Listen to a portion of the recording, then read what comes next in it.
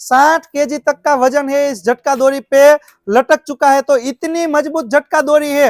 ये जो किसान भाई झटका मशीन के फेंसिंग के लिए ये जो रेड कलर की मोनोफिलामेंट झटका डोरी यूज करते हैं, ये कितनी मजबूत आती है, वायर जितनी मजबूत आती है कि नहीं, ये कई किसानों का प्रश्न रहता है। तो आज हम इस झटका डोरी कितनी मजबूत आती है वो चेक करके बताएंगे किसान भाइयों। अब अभी हमें ये 10-10 केजी वाला जो क्लच वायर है ये झटका डोरी पे लटका के देखेंगे कि कितना डोरी इसके ऊपर लटक सकता है। चलो इस जो हमने यहाँ पे एक डोरी बांधा है इसके ऊपर हम ये 10-10 केजी वाले बंडल है इसमें लटकाएंगे, कितना कितना डोरी है, इस कितना वेट लटक सकता है। अभी एक बंडल रखा है यानी कि 10 किलो। अभी ये दूसरा बंडल हम इसमें डालेंगे, दूसरा 20 केजी।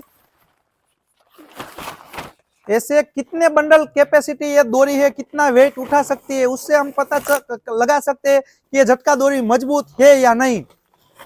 अभी ये देखो हमने 4 बंडल रख दिए हैं इसमें, 40 केजी तक का वजन इसने उठा लिया है।